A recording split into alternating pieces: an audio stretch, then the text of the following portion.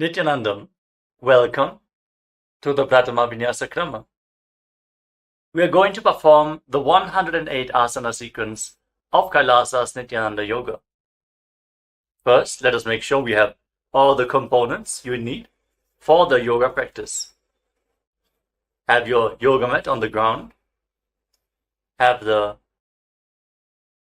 Panchapatra and Udani ready. 1 cup with a spoon with some water for the ritualistic cleansing. All the male bodies, please remove your upper cloth and apply the vibhuti on the 16 places over your body, as you can see on our acharyas. All the female bodies, you can apply it on your forehead. Wear the kumkum on your third eye, the Ajna chakra in between the eyebrows, and wear the Rudraksha mala around your neck.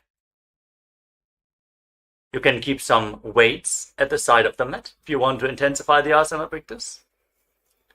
And make sure you have 1 energized Shri Yantra on your yoga mat. Gaze at the yantra whenever possible.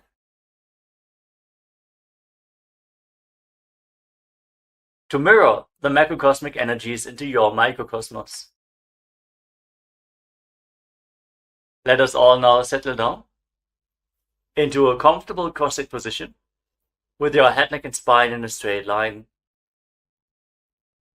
Close your eyes, take a deep breath. Visualize Swamiji in your inner space as you bring your hands into Namaskara Mudra in front of your heart center as we open this session with the Satguru Vandanam.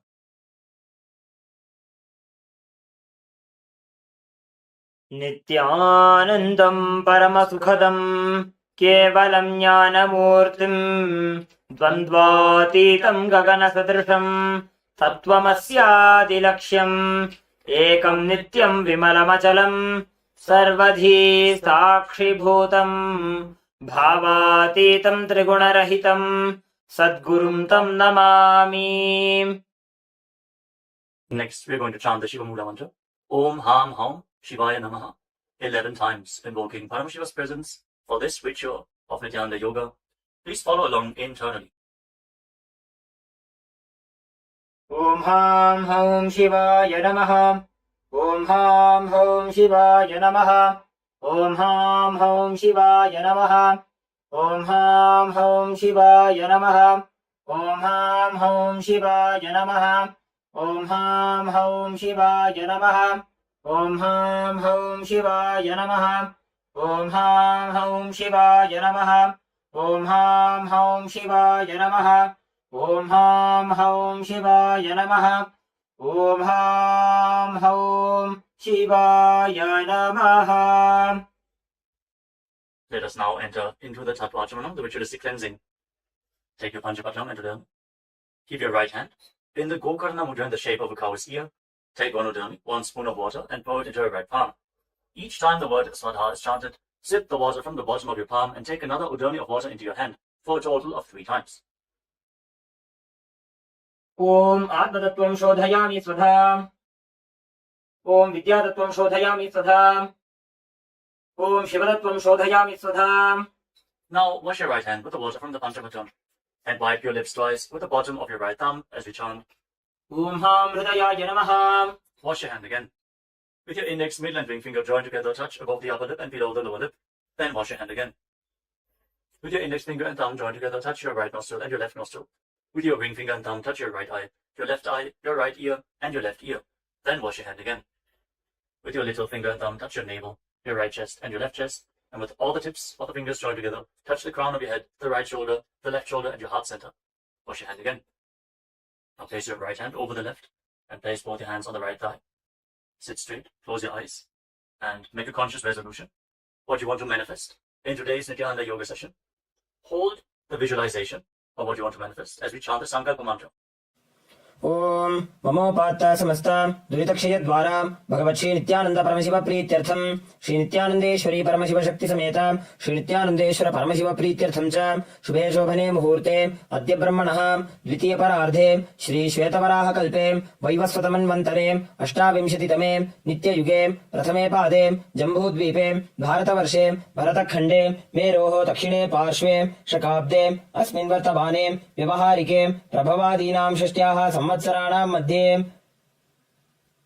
शुभनाम संवत्सरे शुभायने शुभऋतौ शुभमासे शुभपक्षे शुभतिथौ शुभवासरयुक्तायां शुभनक्षत्र शुभयोग शुभकर्ण एवं गुणविशेषण विशिष्टायाम् अस्यां शुभतिथौ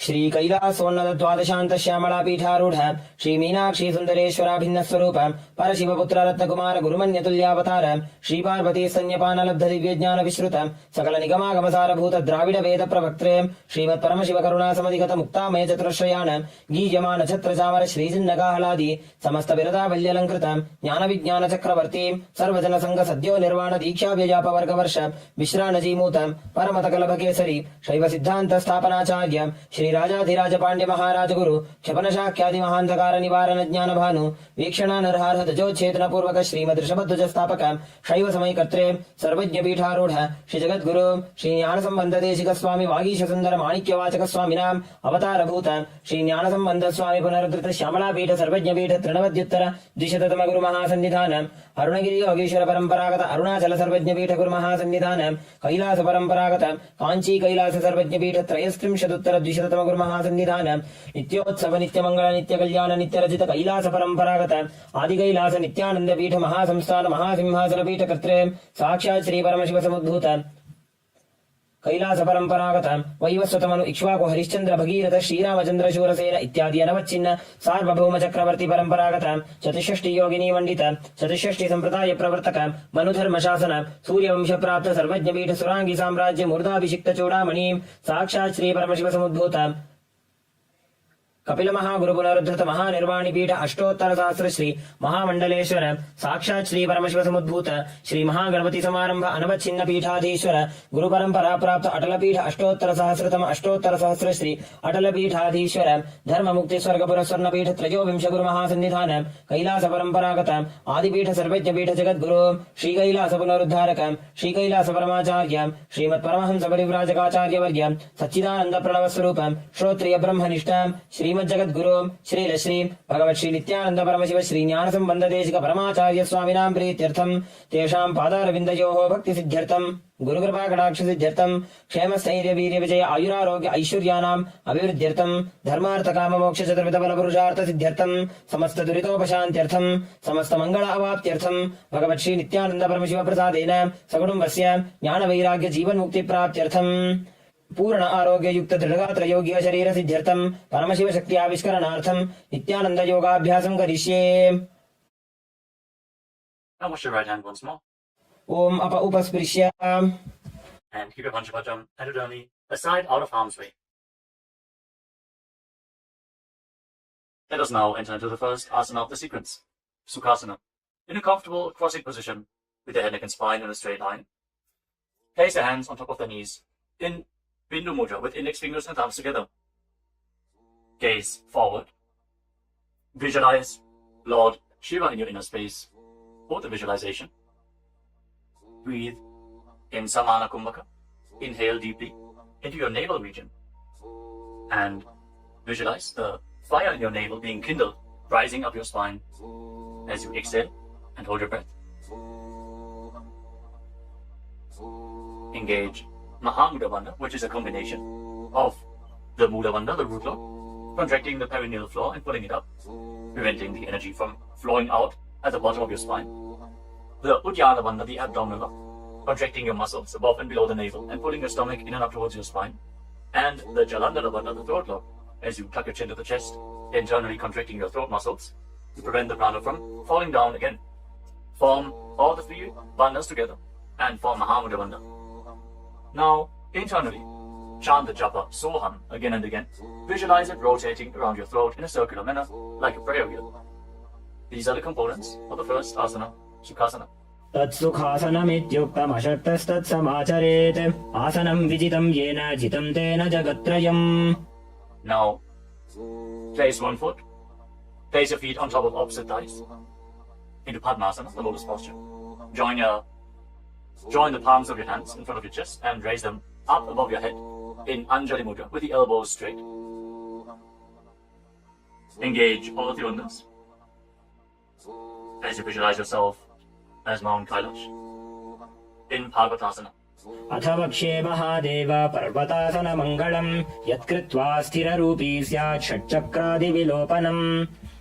Now extend your feet away from the body. Bring the soles of the feet together. Interlock your fingers behind your back in Parusha Mudra as you lean forward and down, and place your forehead on the ground behind the heels. Lean down as low as you can. Open up your back. Breathe deeply into your navel region. Feel the stretch in your back.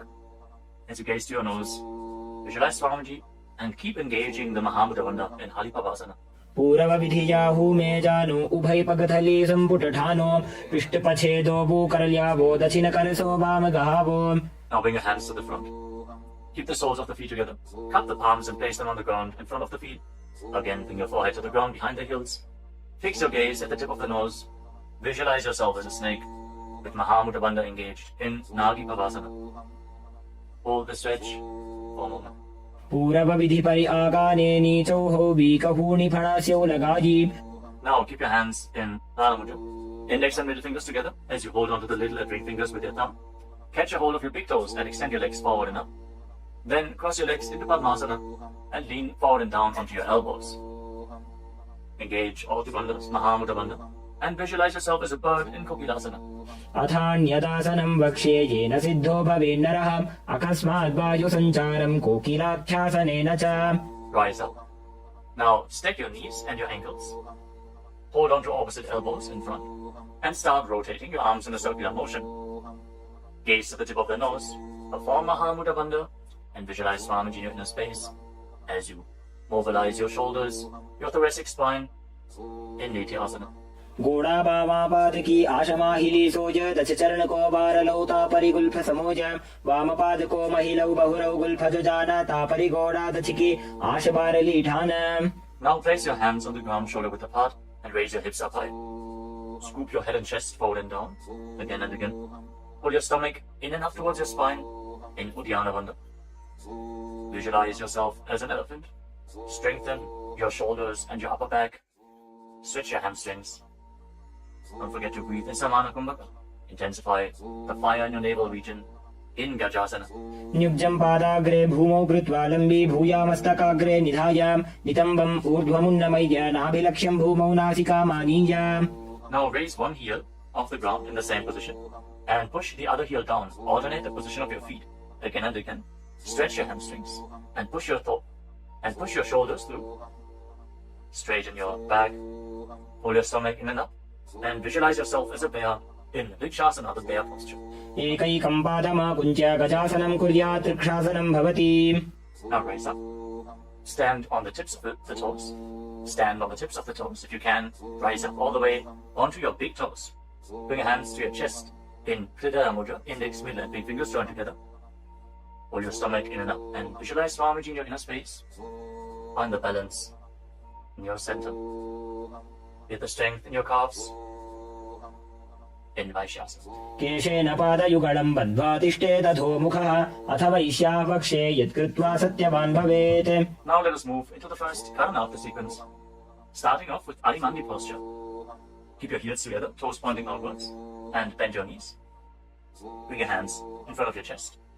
Now raise one knee up along the center of your body in a circular motion and follow along with the respective hand. Repeat the movement on both sides gracefully again and again.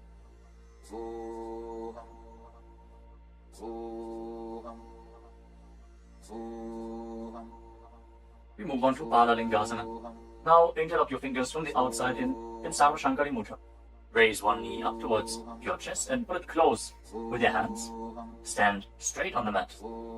Bring stability into your foot as you engage all three bandhas.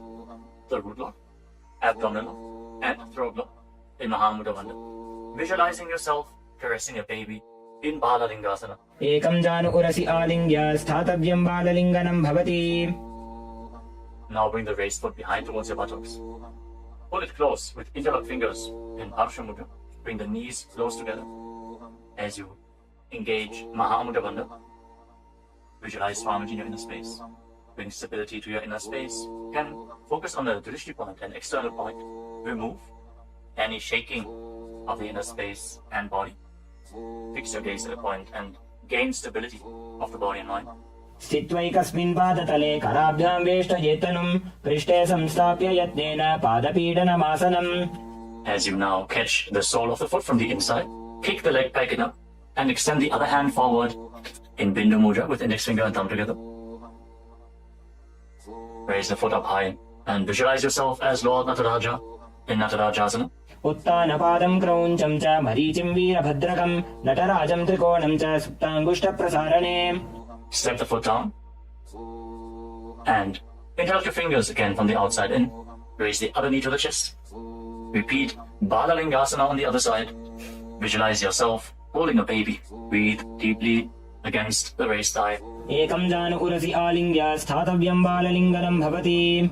Now bring the raised foot to the back. Hold it close to the buttocks with both hands. Engage all the bandhas. Visualize Swamiji in Padapidanasana. एकं जानु उरसि आलिङ्ग्य स्थातव्यं बाललिङ्गनं भवति. Now hold the sole of the foot, kick the leg back and up, and lean forward with the front hand in Bindu Mudra. Visualize yourself as the cosmic dancer Lord Nataraja in Natarajasana. उत्तानपादं क्रौञ्चं च मरीचिं वीरभद्रकं नटराजं त्रिकोणं च सुप्ताङ्गुष्ठप्रसारणे. Come to the next karana of the sequence. Again, stand in Adimandi. Heels together, toes pointing outwards and knees bent. Bring your hands to the chest. Step the right foot behind the left. And start swinging the right arm back and forth like a pendulum. Gracefully move your fingers one by one. Place your hand over the nose, cross your ankles. And repeat the movement on the other side as well. Next up is the skeleton dance. Now visualize yourself as a skeleton as you shake your body intensely.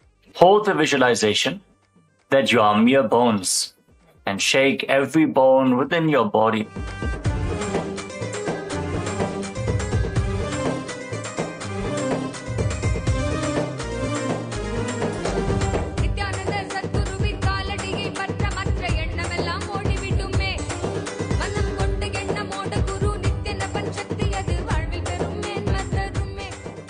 Now return to Adimandi posture and cross your arms over top of your head. For the next karana of the sequence, Katichina Karana. Now turn your body to one side, open up your arms above the head, cross them back to the center, follow along with your breath again and again.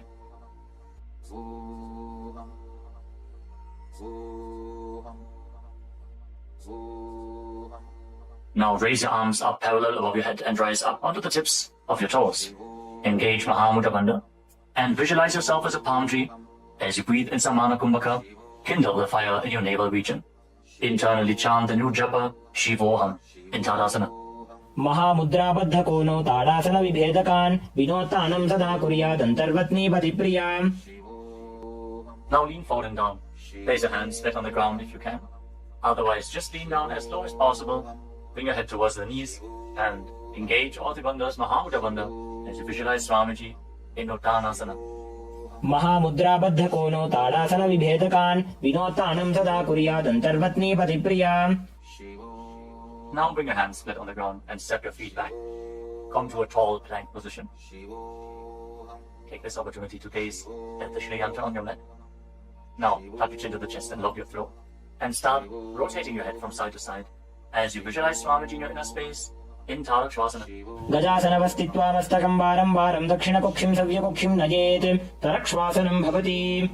Hold the plank position. Engage your core. Now lower your body down onto your stomach. Your hands by the side of your shoulders. And then raise your head and your chest by the strength of your lower back. Curl your upper back up. Open your mouth in Bhujangani Mudra. Wide open. Inhaling through the hollow of your throat as you visualize yourself as a cobra in Bhujangasana. अंगुष्ठानाभिपर्यन्तम् अधो भूमौ विनिन्यसेत् कराभ्यां च धरां धृत्वा ऊर्ध्वशीर्षफणीवहे. देहाग्निर्वर्धते नित्यं सर्वरोगविनाशनं जागर्ति भुजगी देवी भुजंगासन साधनात्. Now push your body up, back into the plank position, and alternate pulling one knee in towards your chest, back and forth. Breathe calmly through your nose in Sahadra Kumbhaka, leading the prana along your spine and holding the breath on and off in the various energy centers along your spine. Visualize Swamiji in your inner space in Shastasana. गजासन संस्थितौ जानुद्वयमाकुञ्च वारं वारं कर्तव्यं शशासनं भवति. Now step one foot in between your two hands. Simultaneously jump the front foot back and bring the other foot in between the hands. Alternate the position. Jump intensely as you visualize yourself as a chariot in Rathasana. गजासन संस्थितो एकैकं पादं पुरोमार्गेण भ्रामयित्वा कर्तव्यं तथासनं भवति. Remain in this position and rise up. Keep one foot at the back with the toes facing sideways and bend the front knee at a 90-degree angle. Raise your arms up parallel above your head. Intensely engage your legs and your core. Pull your stomach inwards and up in Ujjana Bandha. Fix your gaze at your third eye as you visualize yourself as Lord Veeravajra with 8 arms in Veeravajrasana. वासिष्ठमथ कौण्डिन्यम् ऊर्ध्वकुक्कुटमेव च अष्टावक्रमथोत्तानं मयूरं सेतुबन्धनम् उत्तानपादं क्रौञ्चं च मरीचिं वीरभद्रकं नटराजं त्रिकोणं च सुप्ताङ्गुष्ठप्रसारणे. Now exchange the position of your feet. Bring the other foot to the front and bend the front knee at a 90-degree angle as you turn the back toes facing outwards and bring your arms up above your head. Gaze to your third eye. Pull your stomach in and up and visualize yourself as Lord Veeravajra. Feel the intense stability this posture brings to your hip. Stand strong and stable in Veeravajrasana. वासिष्ठमथ कौण्डिन्यम् ऊर्ध्वकुक्कुटमेव च अष्टावक्रमथोत्तानं मयूरं सेतुबन्धनम् उत्तानपादं क्रौञ्चं च मरीचिं वीरभद्रकं नटराजं त्रिकोणं च सुप्ताङ्गुष्ठप्रसारणे. Now stand up straight. Take one foot and pull it up towards the inner opposite thigh with the heel close to your perineum. Join your hands in Anjali Mudra and raise your arms up straight above your head. Engage Ujjana Bandha. Pull your stomach in and up and visualize yourself as a tree. Fix your gaze at an external point for balance in the Vrikshasana, the tree posture. वामोरुमूलदेशे च याम्यं पादं निधायतु तिष्ठेत्तु वृक्षवद्भूमौ वृक्षासनमिदं विदुः. Now bring the raised foot up towards the opposite hip and join your hands in Namaskara Mudra in front of your chest. Visualize yourself as Lord Garuda with heavy wings on your back. Stand strong and stable in Garudasana. गरुडासनमापक्षे येन ध्यानं स्थिरं भवेत् सर्वदोषाद्विनिर्मुक्तो भवतीह महाबली. एकपादमुरो बद्ध्वा एकपादेन दण्डवत् जङ्घपादसन्धिदेशे जानुव्यग्रं व्यवस्थितः. Now step the foot down. Raise the other foot up. Bring your hands together in Anjali Mudra. Raise your arms up above your head. Elbows straight. Perform Ujjana Bandha. And visualize yourself as a tree in Vrikshasana. Stand stable like a tree. Feel the roots growing from the standing foot. वामोरुमूलदेशे च याम्यं पादं निधायतु तिष्ठेत्तु वृक्षवद्भूमौ वृक्षासनमिदं विदुः. Now step one foot back. Now bring the raised foot on top of the opposite hip and join your hands in Namaskara Mudra in front of your chest. Visualize yourself as Lord Garuda as you repeat Garudasana on the other side. गरुडासनमापक्षे येन ध्यानं स्थिरं भवेत् सर्वदोषाद्विनिर्मुक्तो भवतीह महाबली. एकपादमुरो बद्ध्वा एकपादेन दण्डवत् जङ्घपादसन्धिदेशे जानुव्यग्रं व्यवस्थितः. Now step one foot back and keep the other foot at the front. Keep the back toes facing sideways. Extend your arms out parallel to the ground, lean forward and down. Bring one hand to the foot and the other hand up to the sky. Gaze up along the raised arm and visualize yourself as a triangle in Trikonasana, the triangle posture. उत्तानपादं क्रौञ्चं च मरीचिं वीरभद्रकं नटराजं त्रिकोणं च सुप्ताङ्गुष्ठप्रसारणे. Now rise up. Exchange the position of your feet. With the arms parallel, lean forward and down. Raise the other arm up to the sky. Repeat Trikonasana, the triangle posture on the other side. Feel the deep stretch in your lats and in your hips. Try to rotate your shoulders so they are completely aligned and pointing up to the sky. उत्तानपादं क्रौञ्चं च मरीचिं वीरभद्रकं नटराजं त्रिकोणं च सुप्ताङ्गुष्ठप्रसारणे. Now rise up. Step your feet together. Keep the heels touching, toes pointing outwards in Arimandi. With your knees bent. Raise one heel off the ground. And bring your hands to the chest, palms facing each other. Now, stomp the raised heel to the ground and raise the other heel up again and again as you exchange the position of your hands in front of your chest.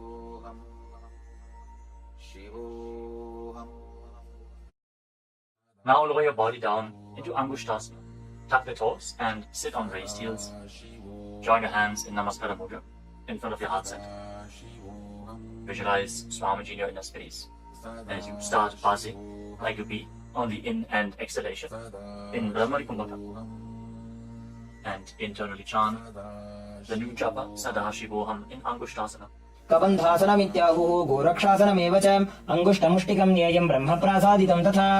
Now extend one leg forward and bring your hands to the side. Keep the palms facing forward in Bala Mudra with the fingertips barely touching the ground. Be stable in this position as you visualize Swamiji in Saulasana. प्रसार्यैकं पादतलं संस्थाप्य त्वेकपादकम्. Now catch a hold of the big toe of the front foot in Prana Mudra with index and middle finger. Catch the back heel with the other hand and balance in this posture. Visualize Swamiji in your inner space in Vinyasa. गुल्फस्थितो पादमेकं प्रसार्य तत्पादाग्रं संस्पृशेत् तत्करेण गुल्फं चान्यं धारयेत् तत्करेण धूनं पीठं चाभ्यसेत् चोभयत्र. Now rise back up. Step the front foot in. Extend the other foot forward. Keep the hands at the side, palms facing forward. Support your balance with the fingertips as you visualize Swamiji in Saurasana. प्रसार्यैकं पादतलं संस्थाप्य त्वेकपादकम्. Now lean forward down. Hold on to the big toe in Prana Mudra. Again, visualize Swamiji in Vidunanasana. Feel the stretch in your calf. Build the balance to hold the back heel with the other hand. गुल्फस्थितो पादमेकं प्रसार्य तत्पादाग्रं संस्पृशेत् तत्करेण गुल्फं चान्यं धारयेत् तत्करेण धूनं पीठं चाभ्यसेत् चोभयत्र. Now rise up and step both feet in. Separate your knees as you place your hands on top of the knees with the palms facing up. Now lock your chin to the chest in Jalandhara Bandha and gaze through the gap between the palms. Hold the balance. Calm your inner space and visualize Swamiji in Brahma Jyankushasana. दो बूफना पानी होए वैसे एड़ी दो गुदानी वैसे कोरपक दलियां की माहिली आयुष माहेरा शेमिली. Now drop your knees down to the ground. Sit on raised heels and fix your gaze at the tip of the nose. Pull your stomach in and up in Uddiyana Bandha and visualize yourself as Sage Kapila Muni in Kapilasana. दो बूफना पानी होए वैसे एड़ी दो गुदानी वैसे कोरपक दलियां की माहिली आयुष माहेरा शेमिली. Now shift your gaze upwards towards your third eye. Maintain this posture and visualize Swamiji's form in your inner space in Bhadragurakasana. दो बूपकतली संपुट करे कोरवारली भूपरिधरे कोरवारली राखे ऐसे तापरी मूल द्वार टिकी बैसे. As you raise your knees off the mat, keep the soles of the feet together. Join your thumbs and little fingers and open up your palms into Padma Mudra, resembling a lotus flower. Raise your arms up above your head and gaze through the gap between the palms. Pull your stomach in and up in Uddiyana Bandha and visualize Lord Surya in your inner space in Suryasana, the sun posture. एड़ी दो वो गुदा तरियाने फना पानी बैठक को निठाने घोड़ा जंग अधर करे रहे आड़े वाम इसी विधि का है. Now place your knees on the ground. Bring the top of the feet flat and place your hands on the knees. Gaze upwards towards your third eye. Visualize yourself as a frog and keep your tongue flat against the palate of the mouth in Manduki Mudra. Stop the buzzing sound on the breath. Breathe calmly through your nose in Sahaja Kumbhaka. Don't forget to chant Sadashivoham internally in Mandukasana. पादतलौ पृष्ठदेशे अङ्गुष्ठे द्वे च संस्पृशेत् जानुयुग्मं पुरस्कृत्य साधयेन्मण्डुकासनम्. From this kneeling position, now bring your hands behind your back, hold on to opposite shoulders, and keep your elbows close to your head. Open up your upper back, feel the strength in your shoulders. Gaze up towards your third eye. As you keep on visualizing yourself as a frog, with your tongue up in Mandukya Mudra. Hold your stomach in and up in Uddiyana Bandha, in Uttana Bandukasana. मंडुकासन मध्यस्थं कूर्पराभ्यां धृतं शिरः एतद्धेकवदुत्तानमेतदुत्तान मंडुकम्. Now cross your ankles and sit on your heel. Push the upper heel against your perineum as you keep your hands on the knees. Gaze to the tip of the nose. Stretch your tongue out and exhale forcefully through your mouth again and again. Lock the Mula Bandha intensely as you visualize yourself as a lion in Simhasana. दक्षिणं सव्यकुल्फेन दक्षिणेन तथेतरं हस्तौश्च जान्बुः संस्थाप्य स्वाङ्गुलीश्च प्रसार्य च. Now join the soles of your feet together behind your back with the toes pointing backwards and sit on the heels. Separate your knees widely and cross your arms behind your back. Catch the big toes in Prana Mudra, index and middle fingers together. As you lock your chin to the chest in Jalandhara Bandha, gaze to the tip of your nose and visualize Swamiji in your inner space returning to Brahmani Kumbhaka, buzzing like a bee on the inhalation and exhalation in Bhadrasana. गुल्फौ च वृषणस्याधो व्युत्क्रमेण समाहितः पादाङ्गुष्ठौ कराभ्यां च धृत्वा च पृष्ठदेशतः. Now step your feet flat on the ground. Keep the knees raised and lean forward. Bring your arms in and around the legs. Behind your back, reach for the opposite hands behind your back and interlock your fingers if you can. In Parasha Mudra, gaze to the tip of your nose and visualize yourself as a crow in Kargabhushandi Asana. प्रथमे बेसक उक्कटठाने दोवो हाथ पकड़ीं च आने तिनको मोड़ी नल्या परिल्यावे पिष्टपछे काकसी करावे. From the squatting posture, place your hands flat on the ground, shoulder width apart. Bring your knees onto your arms, close to your armpits and raise your hips. Lean forward, lift your legs off the mat and balance on your arms, visualizing Swamiji in your inner space in Kali Pamasana. आसन को गुण आशीर्षिता हो जी तो आछी होई. Let us now get ready for Kapali Asana, which is the first inverted posture of the sequence. If you're suffering from upper back or neck injuries, or high blood pressure, or if you're currently in pregnancy, please consult your doctor before performing any of the inverted postures of today's Nithyananda Yoga sequence. If it's out of the way, let us now place the head on the ground, form a triangle between your head and your hands. Keep your knees on your arms, align the hips with the shoulders, and then straighten your legs up into a headstand. Fix the gaze at the nose. Visualize Swamiji. Feel the vibration in the crown of your head as you keep buzzing like a bee in Brahmani Kumbhaka in Kapali Asana. शीश शीशा धरती टेकी पगदो भूमिलिवा ऊंचा कुकरे. Now gently lower your legs down and come to a squatting position. Keep your hands flat on the ground. Rotate your body to one side. Align the knee with your hip. Align the knee and the hip with your elbows and lean forward onto your arms. Extend your legs out to the side and gaze up towards your third eye. Visualize yourself as a peacock and exhale all the way. Hold your breath again and again in Tejaka Kumbhaka as you perform Parsvamayurasana. Balance on your arms with the strength to your wrists and shoulders. मयूरं दण्डवत् कुर्यान् मायूरं दण्डनामकं कुर्यान् मायूरं पार्श्वाभ्यां मायूरपार्श्वनामकम्. Now set your legs down. Twist your body in the opposite direction. Repeat Parsvamayurasana on the other side. Lean onto your arms. Extend the legs out to the side and gaze to your third eye as you visualize yourself as a peacock. मयूरं दण्डवत् कुर्यान् मायूरं दण्डनामकं कुर्यान् मायूरं पार्श्वाभ्यां मायूरपार्श्वनामकम्. Now settle down. Place your hands flat on the ground and step your feet back into a plank position. Take a moment to gaze at the Shri Yantra on your mat as you step one foot front in between the two hands. As you step one foot outside the respective shoulder in between the two hands, fix your gaze at your third eye and visualize yourself as Lord Kala Bhairava in Bhairaganathasana. आसन को गुण पीती जाई. Now step the front foot back and bring the other foot to the front in between the two hands. Feel the stretch in your legs. Open up your hips. Push your hip forward as you engage the Mula Bandha and visualize yourself as Lord Kala Bhairava in Bhairaganathasana on the other side. आसन को गुण पीती जाई. Now step the front foot back and bring your forearms on the mat. Raise your hips up high. Slightly walk your feet forward Open up your shoulders. Try to bring your heels to the mat. Intensely stretch your hamstrings. As you gaze towards your third eye, visualize Swamiji in Unmukha Pitasana.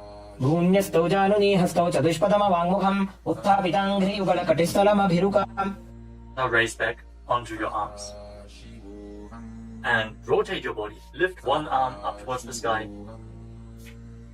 Keep your body completely straight, your core tightly engaged, and gaze up along the raised arm as you visualize yourself as sage Vashishta in Vashishthasana. ऊर्ध्वकुक्कुटवासिष्ठमरीचिहलमत्स्यकम् परिवृत्तिम् चोदरस्य विविधम् धनुरासनम्. Now rotate your body to the other side. Raise the other arm up.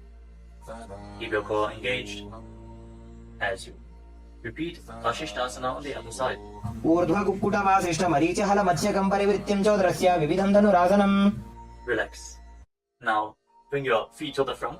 Come to a sitting position with your legs extended forward. Bring your hands underneath the buttocks with the palms facing up. Lock your chin to the chest. Gaze to the tip of the nose. Visualize yourself as Lord Hanuman. As you internally chant the Nujapa, Mahasada Shivoham in Anjani Asana. दो भूकर की उभय हथेली कोरवारिली मैले भेली सो आगाने भूपरिदाशे महाने अंगुली मिलिराशे. Now lean forward and down. Catch a hold of your big toes and down again with index and middle fingers. Lean down as low as you can. Stretch your back. Open your hamstrings and your hips. As you engage Mahamudra Bandha, all the three bandhas together. Visualize Swamiji in Paschimottanasana. जानु परिललाटन्तो पश्चिमं तानमुच्यते येन केन प्रकारेण सुखं धार्यं च जायते. Now rise up. Interlock your fingers around your neck. And again, lean forward and down. Slightly separate your knees and bring your head in between with your elbows outside the knees. Form Mahamudra Bandha. So visualize Kali in your inner space in Ugrasana. स्वपाणिभ्यां दृढं धृत्वा जानुपरि शिरोन्यसेत् आसनोऽग्रमिदं प्रोक्तं भवेदनिलदीपनं देहावसानहरणं पश्चिमोत्तानसंज्ञकम्. Now step one foot in towards your perineum. Lean forward and down. Bring the respective arm in and around the leg and interlock both hands behind your back. Bring your head towards the knee as you visualize yourself as sage Marichi in Marichi Asana. उत्तानपादं क्रौञ्चं च मरीचिं वीरभद्रकं नटराजं त्रिकोणं च सुप्ताङ्गुष्ठप्रसारणे. Now rise up. Drop the raised knee to the side as you keep the heel against the perineum. Lean forward and down. Hold onto the front foot. Gaze at the tip of the nose. Visualize Swamiji. Exhale deeply and then hold your breath, locking all the three bandhas. Mahamudra Bandha in Mahamudrasana. महामुद्रां प्रवक्ष्यामि तन्त्रेऽस्मिन् मम वल्लभे यां प्राप्य सिद्धा सिद्धिं च कपिलाद्याः पुरागताः. Now extend both your legs. Bring the other foot in towards the perineum with the knee raised. Bring your arm around the raised knee and interlock your fingers behind your back. As you bring your head towards the knee, visualize yourself as sage Marichi in Marichi Asana on the other side. उत्तानपादं क्रौञ्चं च मरीचिं वीरभद्रकं नटराजं त्रिकोणं च सुप्ताङ्गुष्ठप्रसारणे. Now rise up. Drop the raised knee to the side. And again, lean forward and down. Hold onto the front foot with both hands. Gaze to the tip of the nose. Engage all the bandhas. Mahamudra Bandha. As you visualize Swamiji. Open up your hip. Straighten your spine. Intensely. In Mahamudrasana. महामुद्रां प्रवक्ष्यामि तन्त्रेऽस्मिन् मम वल्लभे यां प्राप्य सिद्धा सिद्धिं च कपिलाद्याः पुरागताः. Now rise up. Bring the soles of your feet together in front. Interlock your fingers around the toes. Pull your heels in towards your perineum. Try to keep your heels down on the ground as much as possible. As you gaze up towards your third eye. And visualize Swamiji in your inner space in Bandhavasana too. गुल्भौतवृषणस्यादः सीवन्त्याः पार्श्वयोः क्षिपेत् पादपार्श्वे तु पाणिभ्यां दृढं बद्ध्वा सुनिश्चरम्. Now extend your feet away from the body. Keep your hands on the respective knees.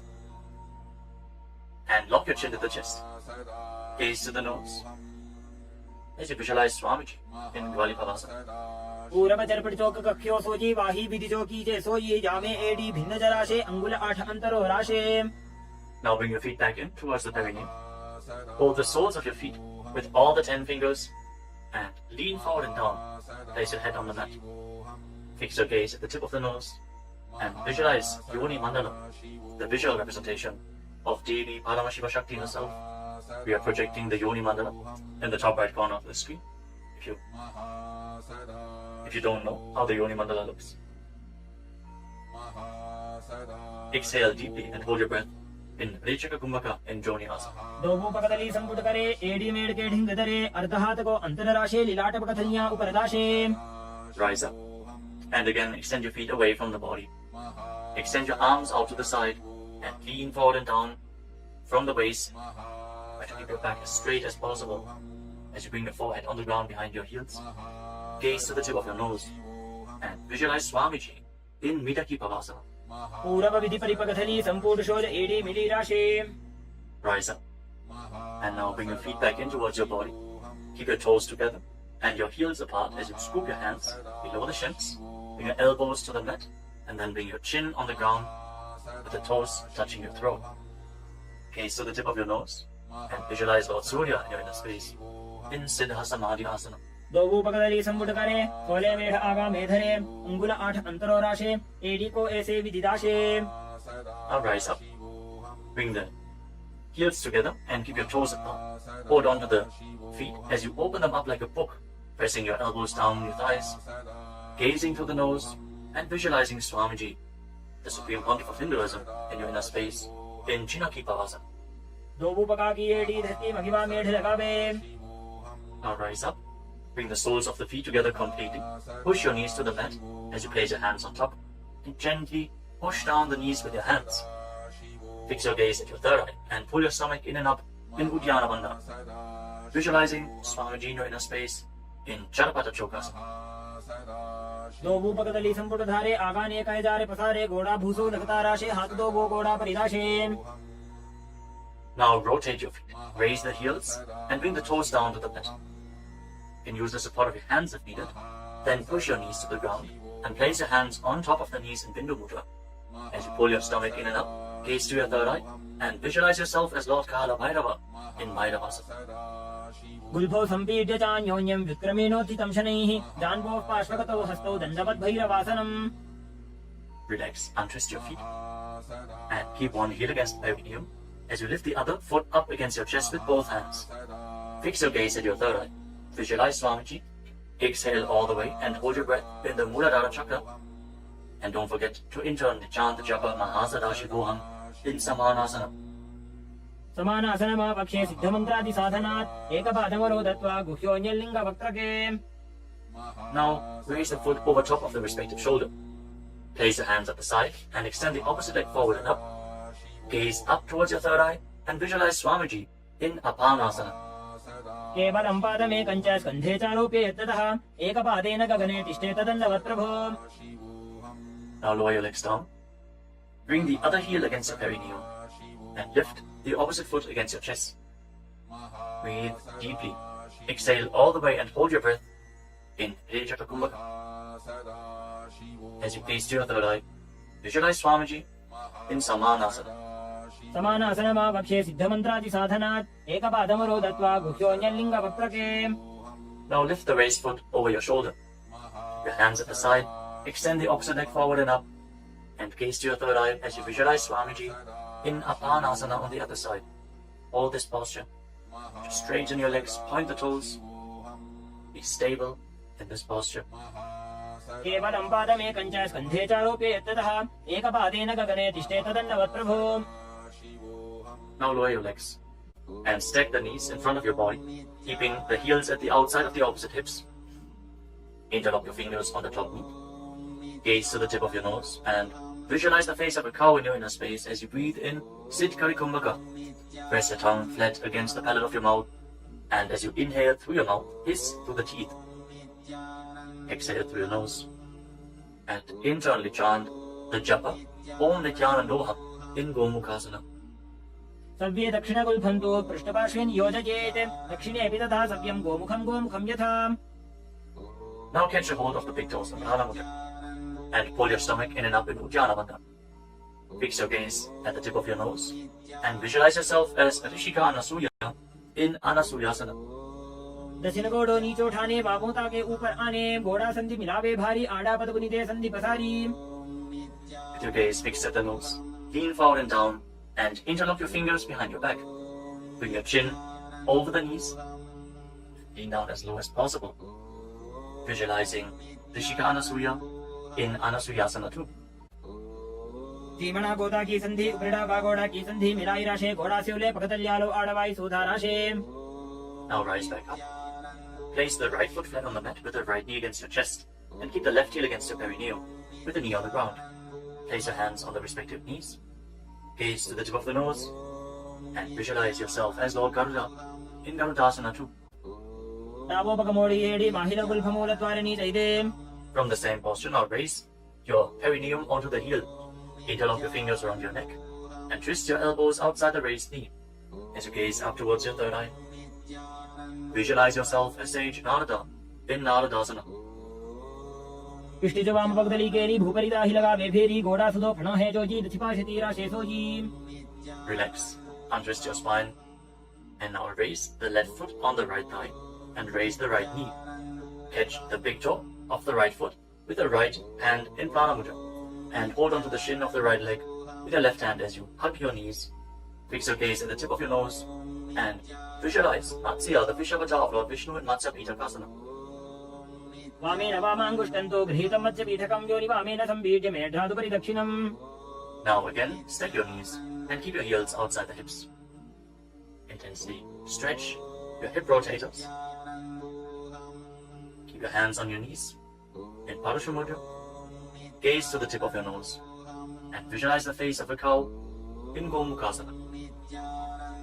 सव्ये दक्षिणगुल्फन्तो पृष्ठपार्श्वेन योजयेत् दक्षिणेऽपि तथा सव्यं गोमुखं गोमुखं यथा. Now interlock your fingers around the toes in Prana Mudra.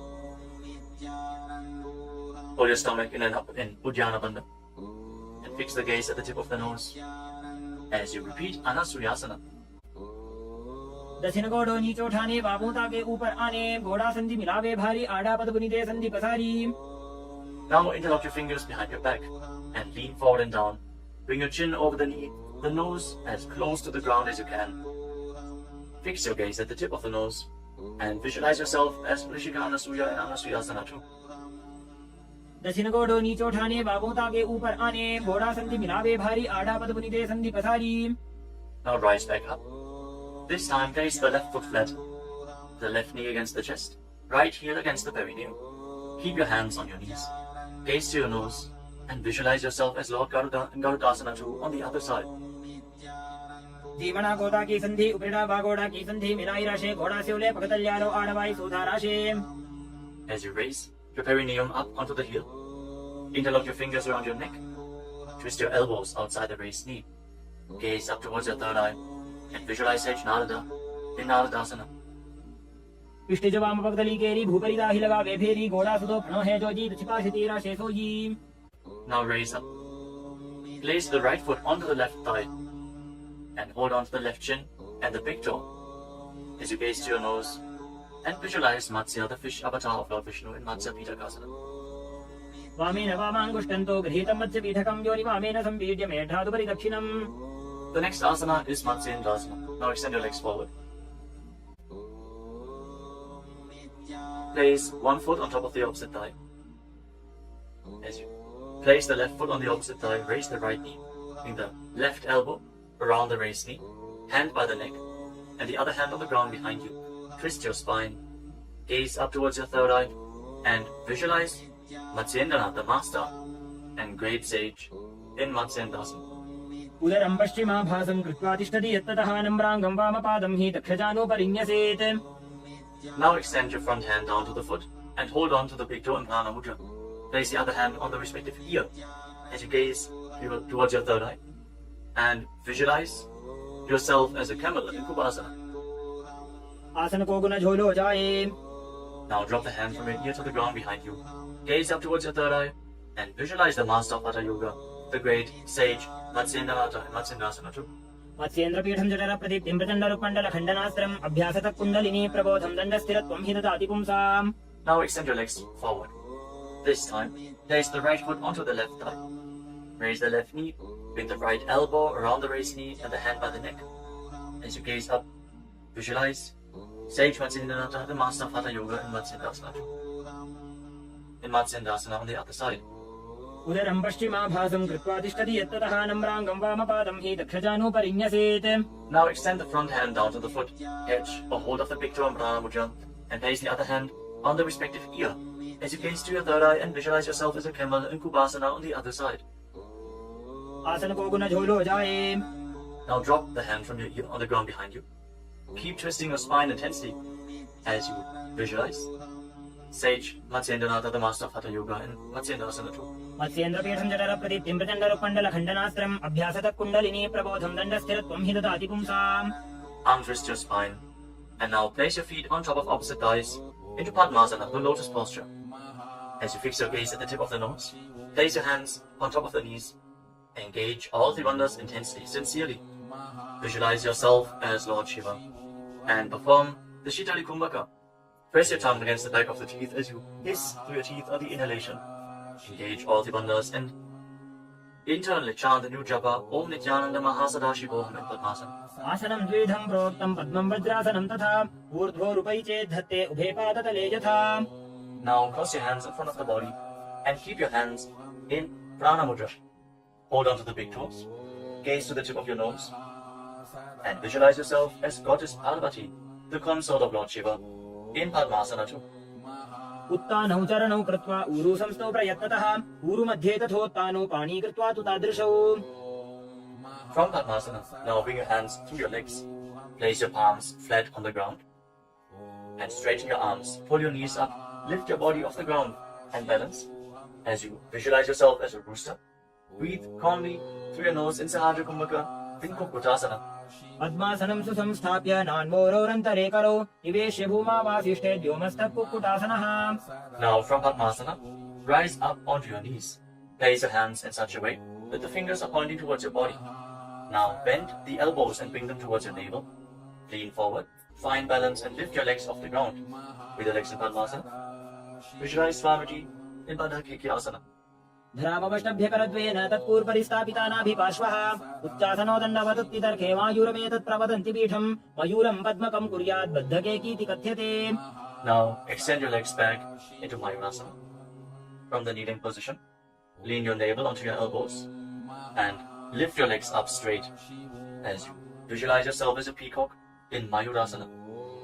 अथ वक्ष्ये महादेव मयूरासनमुत्तमम् ओमो निपात्य हस्तौ द्वौ पूर्वरोपरि देहकम्. Now relax. Lay down on your stomach. After intensely engaging the muscles of your body, interlock your fingers around your neck. Place your forehead on the ground. Turn your feet outwards so the toes are pointing to the side and the heels are touching the ground. Visualize yourself as a crocodile in Makarasana. अध्यासशेदे हृदयं निधाय भूमौ च पादौ च प्रसार्यमानो शिरश्च धृत्वा करदण्डयुग्मे देहाग्निकारं मकरासनं तत्. Now keep your hands at the side of your shoulders and raise your legs off the ground. Engage your lower back as you visualize yourself as a locust in Shalavasana. अध्यासशेते करयुग्मवक्षो भूमिमवष्टभ्य करयोस्तलाभ्याम् पादौ च शून्ये च वितस्तिचोर्ध्वं वदन्ति पीठं शलभं मुनीन्द्राः. Next, bend your knees and hold onto the feet with your hands, pulling your feet outside of the hips onto the ground as low as possible. Visualize yourself as a camel in Ushtrasana. अध्यासशेते पदयुग्मव्यस्तं पृष्ठे निधायापि धृतं कराभ्याम् आकुञ्चयेत् सम्यक् उदरास्य गाढमुष्ट्रं च पीठं योगिनो वदन्ति. Now, as you hold onto the feet, kick your legs back and up and raise your head and chest. Bend your back and gaze up. Visualize yourself as Lord Shiva's bow in Dhanurasana. प्रसार्य पादौ भुवि दण्डरूपौ करौ च पृष्ठे धृतपादयुग्मं कृत्वा धनुस्तुल्य विवर्तिताङ्गं निगद्य योगी धनुरासनं तत्. Now lower your body down. Rise up and come to a comfortable kneeling position. Keep your heels outside the hips with the toes touching behind your back. Keep your hands on your knees or on your thighs. Gaze upwards towards your third eye. And breathe deeply through your nose. Lead the prana along your spine in Sahajra Kumbhaka. As you visualize Swamiji in a space, internally chant the Mahavakya Om Nithyananda Paramashivam in Bhagasana. उल्टा मोड़ी पावदो वैसे बहुरो जुगति करे एक ऐसे पावन महिला गुरुपद होवु पुला पाशतीला वेसोवु. Now lean forward and down. Bring your forearms to the ground, elbows shoulder width apart. As you get ready for another inverted posture, interlock your fingers and place your head on the mat. Support it with your hands. Raise your hips up, straighten your legs, walk them forward and lift your legs off the ground. Stay in a position with your legs bent. Pull your knees in towards your chest. Pull your knees in towards your chest. As you gaze to the tip of the nose, visualize Swamiji in Gohi Asana. दो हाथ की कहुनी जोजी पुनः कलाई जाने दो जी. From Gohi Asana, now extend your legs up straight into Shirshasana, the headstand posture.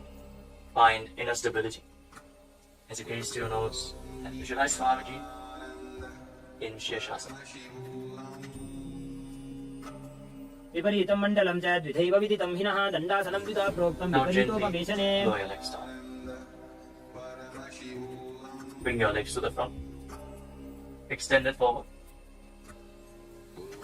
As we get ready for a sequence of intense exhalations. In Bhastika Kumbhaka, pull your abdomen inwards and push the air out like the bellows of a blacksmith again and again. In Bhastika Kumbhaka, we are going to perform this Kumbhaka throughout the next few asanas. Starting off with Bodhi Asana.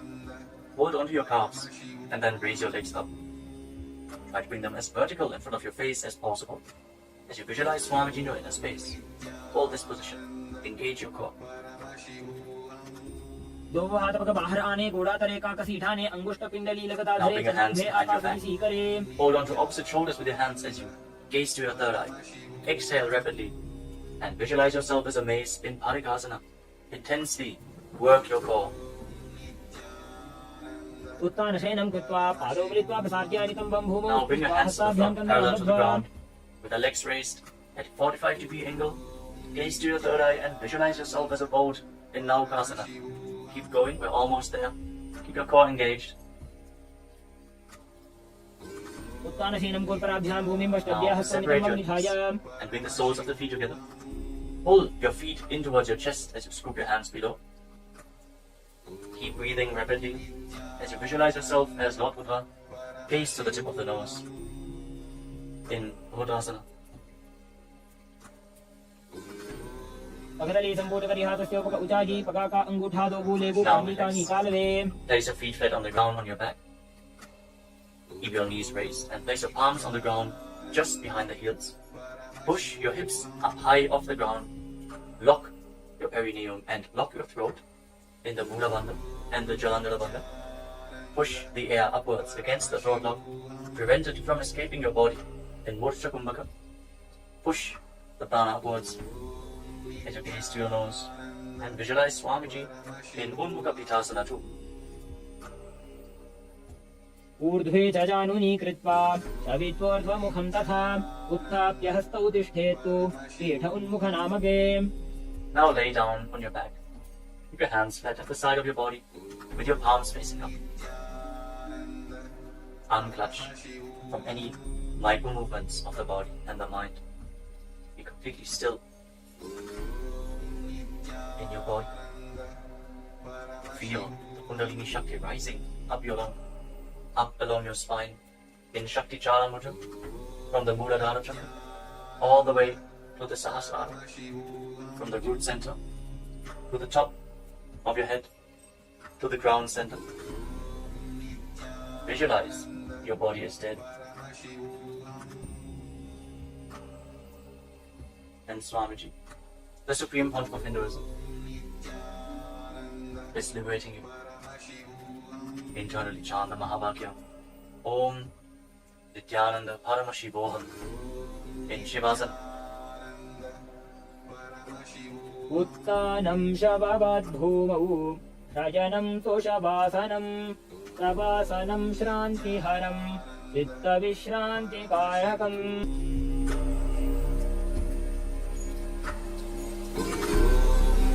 Nithyananda Paramashivam. Om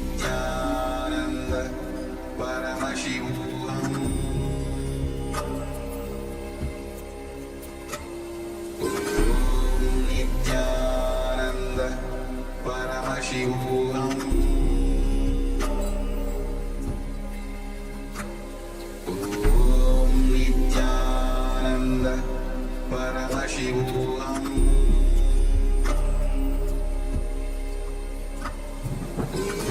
Om Nithyananda Paramashivam.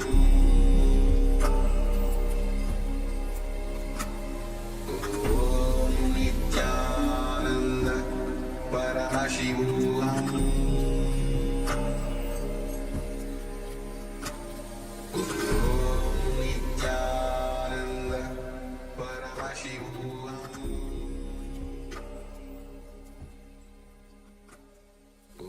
Om Nithyananda Paramashivam. Now, slowly return to your physical body.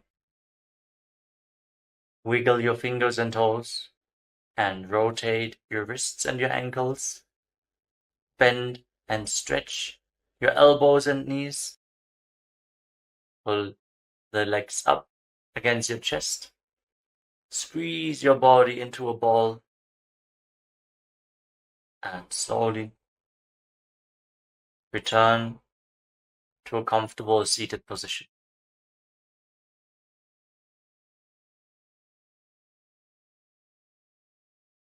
Congratulations, you completed the Prathama Vinyasa Krama, the 108 asanas of KAILASA's Nithyananda Yoga. Thank you all for performing this asana sequence today. Let us conclude this ritual of Nithyananda Yoga with the Purna Mantra. Sit straight with your head, neck and spine in a straight line, the hands in Namaskara Mudra in front of your chest. Close your eyes and visualize Swamiji in your inner space as we chant together. ॐ पूर्णमदः पूर्णमिदं पूर्णात् पूर्णमुदच्यते पूर्णस्य पूर्णमादाय पूर्णमेवावशिष्यते ॐ शान्तिः शान्तिः शान्तिः हरिः ॐ तत्सत् सर्वं भगवत् श्रीनित्यानन्दपरमशिवपादुकार्पणमस्तु ॐ नित्यानन्दम्.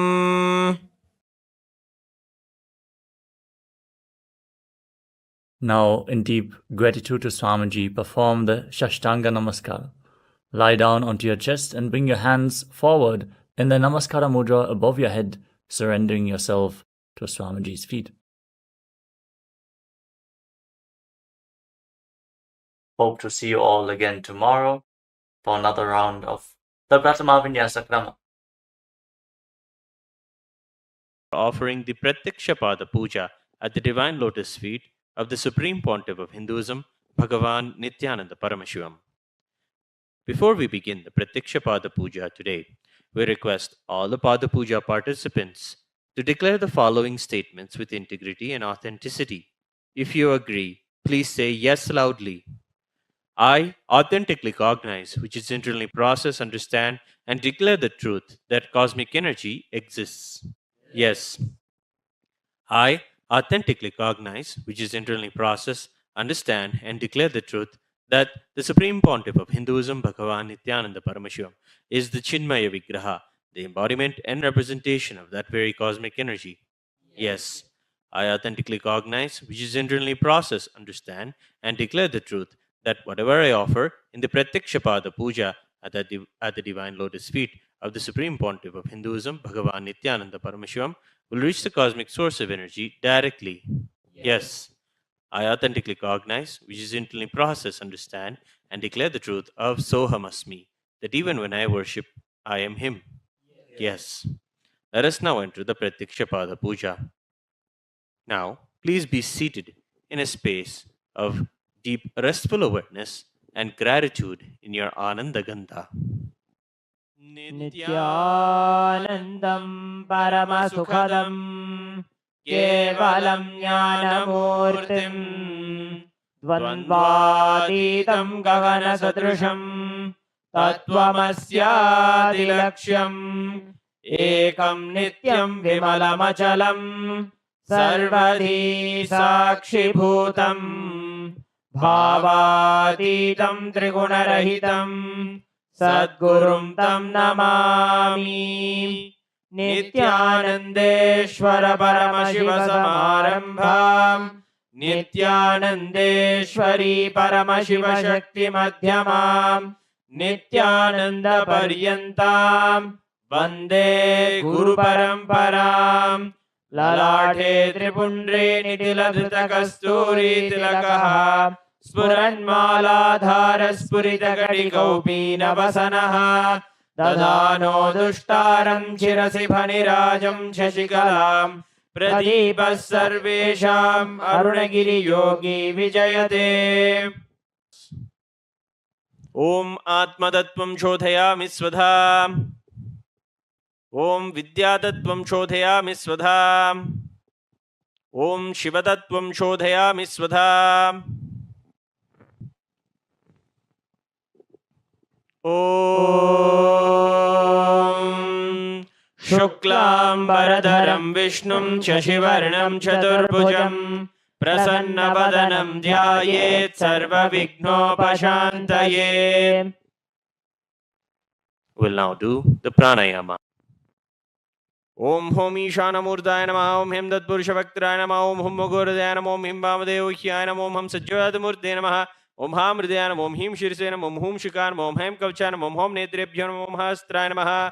ओम होम ईशानमूर्ताय नमः। ओम हिम तत्पुरुषवक्त्राय नमः। ओम हुम मुगुरुदयाय नमः। ओम हिम वामदेवह्याय नमः। ओम हम सज्जोतमूर्ते नमः। मां हृदयाय नमः। ओम ह्रीं शीर्षे नमः। ओम हूं शिखाय नमः। ओम हैं कवचाय नमः। ओम होम नेत्रेभ्यो नमः। ओम हस्त्राय नमः।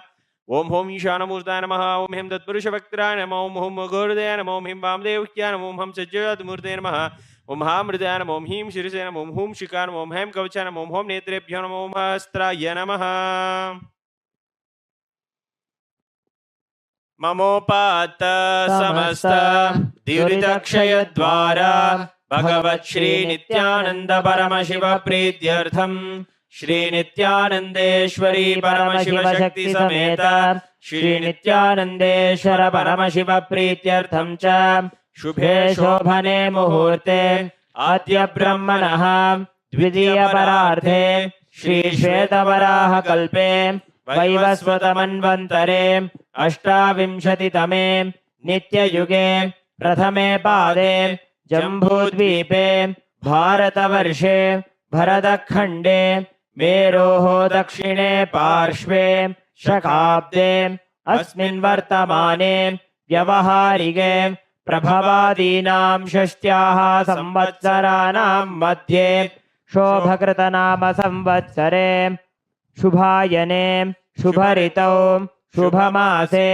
शुभपक्षे शुभतिथौ शुभवासरयुक्तायां शुभनक्षत्र शुभयोग शुभकरण एवं गुणविशेषणविशिष्टायाम् अस्यां शुभतिथौ श्री कैलासोन्नत द्वादशान्त श्यामलापीठारूढ श्री मीनाक्षी सुन्दरेश्वराभिन्न स्वरूप परशिवपुत्र रत्नकुमार गुरुमन्यतुल्यावतार श्री पार्वती स्तन्यपान लब्ध दिव्य ज्ञान विश्रुत सकल निगमागमसारभूत द्राविड वेद प्रवक्त्रे श्रीमत् परमशिव करुणा समधिगत मुक्तामय चतुरश्रयाण गीयमाण छत्र चामर श्री चिन्नकाहलादि समस्त बिरदावल्यलंकृत ज्ञान विज्ञान चक्रवर्ती सर्वजन संग सद्यो निर्वाण दीक्षा व्ययापवर्गवर्ष विश्रान जीमूत परमत कलभ केसरी शैव सिद्धांत स्थापनाचार्य श्री राजाधिराज पांड्य महाराज गुरु क्षपन शाक्यादि महांधकार निवारण ज्ञान भानु वीक्षणा नरहार ध्वजोच्छेदन पूर्वक श्रीमद् ऋषभध्वज स्थापक शैव समय कर्त्रे सर्वज्ञ पीठारूढ़ श्री जगद्गुरु श्री ज्ञान संबंध देशिक स्वामी वागीश सुंदर माणिक्य वाचक स्वामिनाम अवतार भूत श्री ज्ञान संबंध स्वामी पुनरुद्धृत श्यामला पीठ सर्वज्ञ पीठ तृणवद्युत्तर द्विशततम गुरु महासन्निधान अरुणगिरि योगीश्वर परंपरागत अरुणाचल सर्वज्ञ पीठ गुरु महासन्निधान कैलास परंपरागत कांची कैलास सर्वज्ञ पीठ त्रयस्त्रिंशदुत्तर द्विशततम गुरु महासन्निधान नित्योत्सव नित्य मंगल नित्य कल्याण नित्य रचित कैलास परंपरागत आदि कैलास नित्यानंद पीठ महासंस्थान महासिंहासन पीठ कर्त्रे साक्षात् श्री परमशिव समुद्भूत कैलास परंपरागत वैवस्वतमनु इक्ष्वाकु हरिश्चंद्र भगीरथ श्रीरामचंद्र शूरसेन इत्यादि अनवच्छिन्न सार्वभौम चक्रवर्ती परंपरागत चतुष्षष्टि योगिनी मंडित चतुष्षष्टि संप्रदाय प्रवर्तक मनुधर्म शासन सूर्यवंश प्राप्त सर्वज्ञ पीठ सुरांगी साम्राज्य मूर्धाभिषिक्त चूड़ामणि साक्षात् श्री परमशिव समुद्भूत कपिल महागुरु पुनरुद्धृत महानिर्वाणि पीठ अष्टोत्तर सहस्र श्री महामंडलेश्वर साक्षात् श्री परमशिव समुद्भूत श्री महागणपति समारंभ अनवच्छिन्न पीठाधीश्वर गुरु परंपरा प्राप्त अटल पीठ अष्टोत्तर सहस्र श्री अटल पीठाधीश्वर धर्म मुक्ति स्वर्गपुर स्वर्ण पीठ त्रयोविंश गुरु महासन्निधान कैलास परंपरागत आदिपीठ सर्वज्ञ पीठ जगद्गुरु श्री कैलास पुनरुद्धारक श्री कैलास परमाचार्य श्रीमत् परमहंस परिव्राजकाचार्य वर्य सच्चिदानंद प्रणव स्वरूप श्रोत्रिय ब्रह्मनिष्ठ श्रीमत् जगद्गुरु श्रील श्री भगवत् श्री नित्यानंद परमशिव श्री ज्ञान संबंध देशिक परमाचार्य स्वामिनां प्रीत्यर्थम तेषां पादारविन्दयोः भक्ति सिद्ध्यर्थं गुरुकृपा कटाक्ष सिद्ध्यर्थं क्षेमस्थैर्य वीर्य विजय आयुरारोग्य ऐश्वर्याणाम् अभिवृद्ध्यर्थं धर्मार्थ काम मोक्ष चतुर्विध फल पुरुषार्थ सिद्ध्यर्थं समस्त दुरितोपशान्त्यर्थं समस्त मंगलावाप्यर्थं भगवत् श्री नित्यानंद परमशिव प्रसादेन सकुटुम्बस्य ज्ञान वैराग्य जीवन मुक्ति प्राप्त्यर्थं श्री नित्यानंदेश्वरी परमशिव शक्ति समेत श्री नित्यानंदेश्वर परमशिव अवतार भूत श्री सर्वदेव देवी स्वरूप भगवन् श्री नित्यानंद परमशिव प्रत्यक्ष पाद पूजां करिष्ये। ओम अबौपस्पृश्य ओम आगमार्थं तु देवानां गमनार्थं तु राक्षसां घण्टानादं करोम्यादौ देवताह्वानलाञ्छनं घण्टादेवताभ्यो नमः।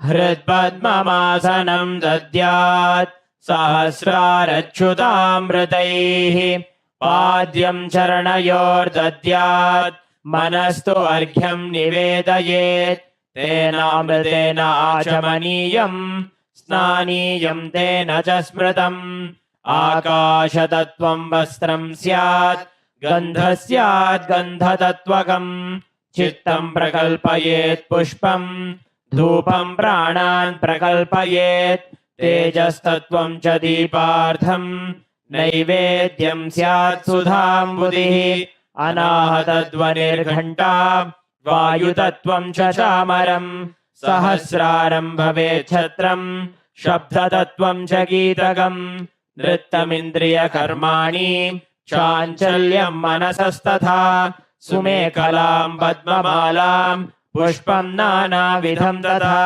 अमायाद्यैर्भावपुष्पैः अर्चयेद् भावगोचरम् अमायम् अनहङ्कारम् अरागम् ममतं तथा अमोहकम् मदं पञ्च अद्वेष अक्षोभकौ तथा अमात्सर्यं मलोभं च दशपुष्पं विदुर्बुधाः अहिंसा परमं पुष्पं पुष्पमिन्द्रियनिग्रहः दया पुष्पं क्षमा पुष्पं ज्ञानपुष्पं च पञ्चमम् इति पञ्चदशैर्भावपुष्पैः सम्पूजयेत् भगवन्तं श्रीनित्यानन्द परमशिवम्।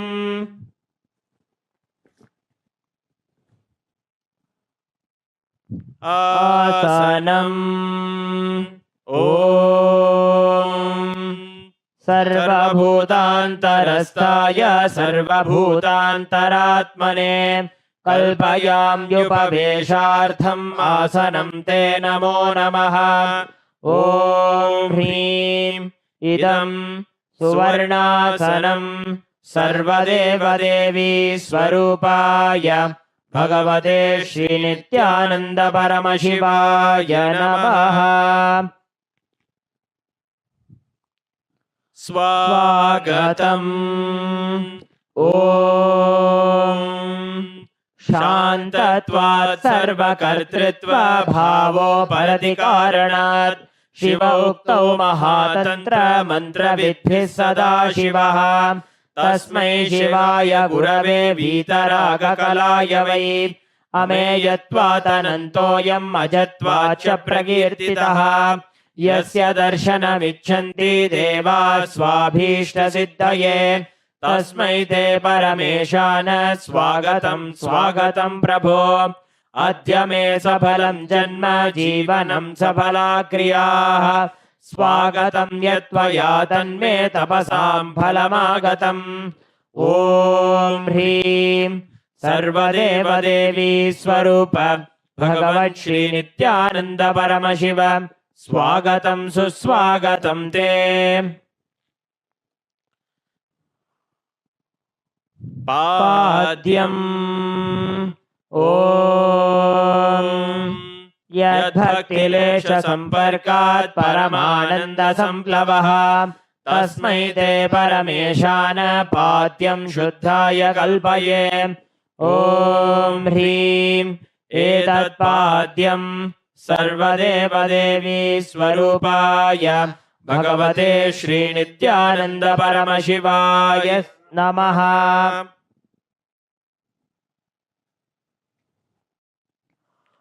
अर्घ्यः ॐ दूर्वाक्षतसमायुक्तं बिल्वपत्रं तथा परं शोभनं शङ्खपात्रस्थं ग्रहाणार्घ्यं महेश्वर ॐ ह्रीं एषोऽर्घ्यः सर्वदेवदेवी स्वरूपाय भगवते श्रीनित्यानन्द परमशिवाय स्वाहा आचमनीयम् ॐ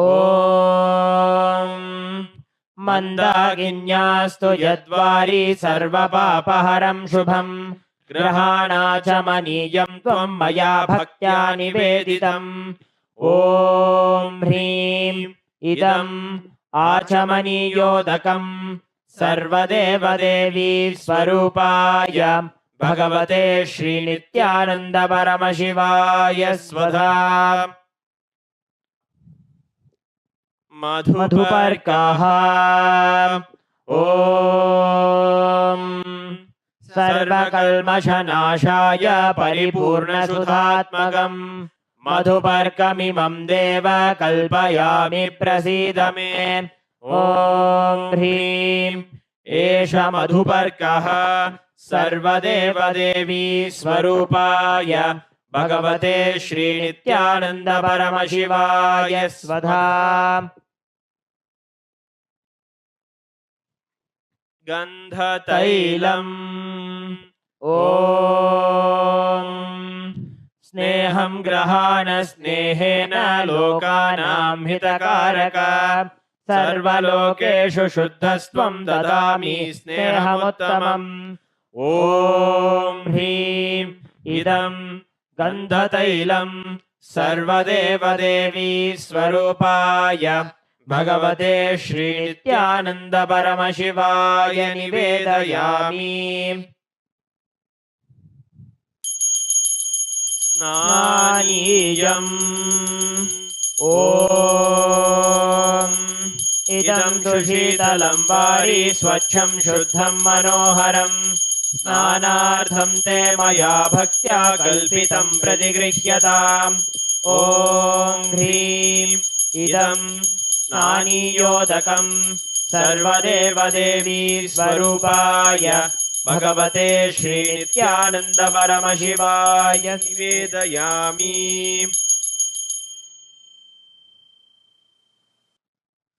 वस्त्रम् ॐ मायाचित्रपटाच्छन्न निजगुह्योरुतेजसे निरावरणविज्ञाय वासस्ते कल्पयाम्यहम्।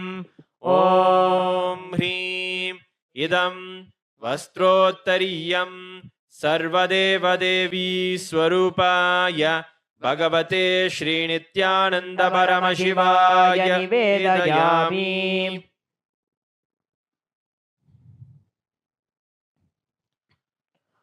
आभरणम् ॐ स्वभावसुन्दराङ्गाय नानाशक्त्याश्रयायते सुवर्णं भूषणं तुभ्यं कल्पयामि प्रसीद मे। ॐ ह्रीं इदं सुवर्णाभरणं सर्वदेवदेवी स्वरूपाय भगवते श्रीनित्यानन्द परमशिवाय निवेदयामि। गन्धः ॐ शरीरं ते न जानामि चेष्टां नैव च मया निवेदितान् गन्धान् प्रतिगृह्य विलिप्यताम्। ॐ ह्रीं एष गन्धः सर्वदेवदेवी स्वरूपाय भगवते श्रीनित्यानन्द परमशिवाय नमः।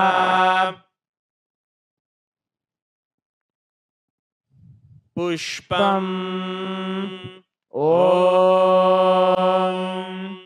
तुरीयवनसम्पन्नं नानागुणमनोहरम् आनन्दसौरभं पुष्पं गृह्यताम् इदमुत्तमम्। ॐ ह्रीं एतानि सचन्दनपुष्पाणि सर्वदेवदेवी स्वरूपाय भगवते श्रीनित्यानन्द परमशिवाय वौषटे।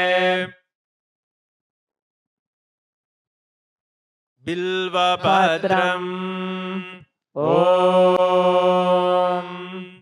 अमृतोद्भवं श्रीवृक्षं शङ्करस्य सदा प्रियम् बिल्वपत्रं प्रयच्छामि पवित्रं ते सुरेश्वर।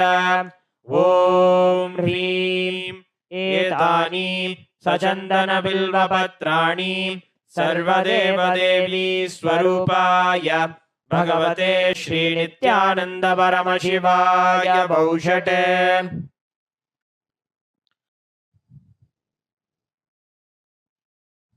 तुलसीपत्रम् ॐ नमस्ते बहुरूपाय वरदमूर्तये परमात्मने स्वाहा। ॐ ह्रीं इदं सचन्दनतुलसीपत्रं सर्वदेवदेवी स्वरूपाय भगवते श्रीनित्यानन्द परमशिवाय नमः।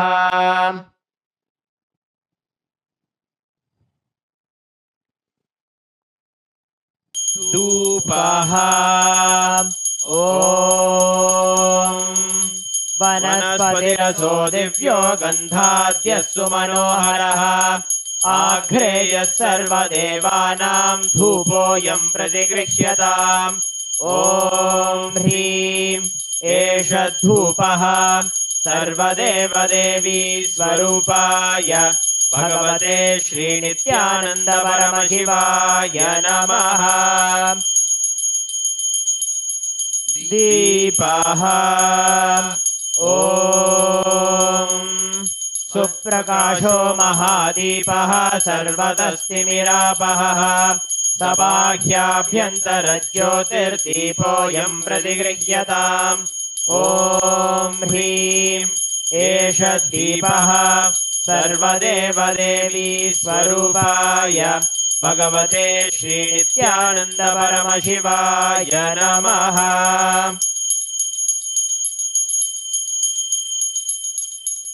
नैवेद्यम् ॐ नैवेद्यं विविधं देव शर्करादिविनिर्मितं मया निवेदितं भक्त्या गृहाण परमेश्वर।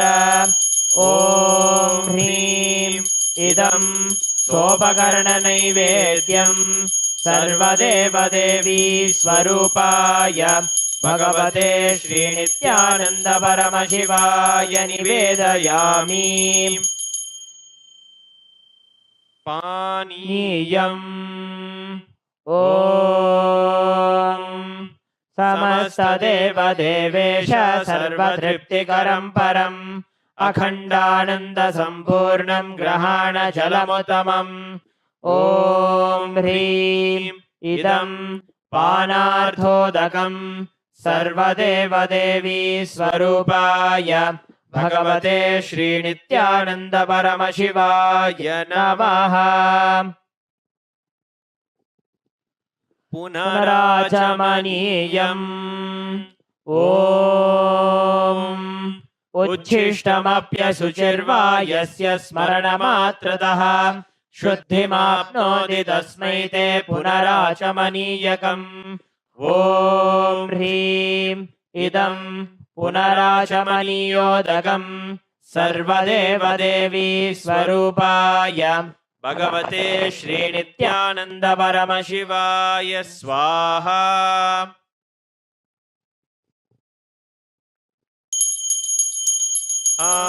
आरात्रिकम् ॐ ह्रीं एषा दीपमाला सर्वदेवदेवी स्वरूपाय भगवते श्रीनित्यानन्दपरमशिवाय नमः।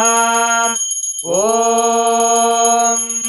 साङ्ग्रहण्येष्ट्यायजते इमां जनतागुं सङ्गृह्णानीति द्वादशारत्नीरचना भवति। द्वादशमासा संवत्सरः संवत्सरमेवावरुन्धे मौञ्जी भवति। ऊर्ध्वै मुञ्जाः ऊर्जमेवावरुन्धे चित्रा नक्षत्रं भवति।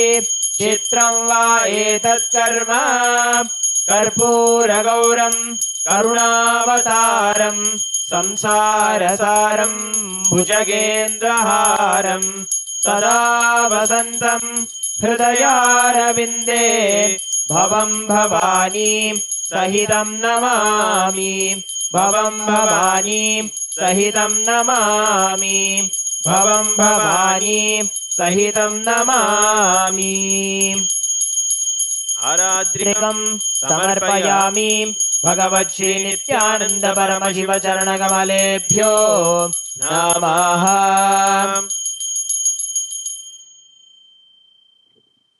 पुष्पाञ्जलिः। गुरुर्ब्रह्मा गुरुर्विष्णुः गुरुर्देवो महेश्वरः गुरुः साक्षात् परं ब्रह्म तस्मै श्री गुरवे नमः। अखण्डमण्डलाकारं व्याप्तं येन चराचरं तत्पदं दर्शितं येन तस्मै श्री गुरवे नमः। अज्ञानतिमिरान्धस्य ज्ञानाञ्जनशलाकया चक्षुरुन्मीलितं येन तस्मै श्री गुरवे नमः। अनेकजन्म सम्प्राप्त कर्मबन्धविदाहिने आत्मज्ञानप्रदानेन तस्मै श्री गुरवे नमः। मन्नाथ श्रीजगन्नाथो मद्गुरु श्रीजगद्गुरुः ममात्मा सर्वभूतात्मा तस्मै श्री गुरवे नमः। ईश्वरो गुरुरात्मेति मूर्तिभेदविभागिने व्योमवद्व्याप्तदेहाय दक्षिणामूर्तये नमः। नित्यानन्दं परमसुखदं केवलं ज्ञानमूर्तिं द्वन्द्वातीतं गगनसदृशं तत्त्वमस्यादिलक्ष्यम् एकं नित्यं विमलमचलं सर्वधी साक्षिभूतं भावातीतं त्रिगुणरहितं सद्गुरुं तं नमामि पुष्पाञ्जलिं समर्पयामि भगवत् श्री नित्यानंद परमशिव चरणकमलेभ्यो नमः। ॐ नित्यानन्दम्।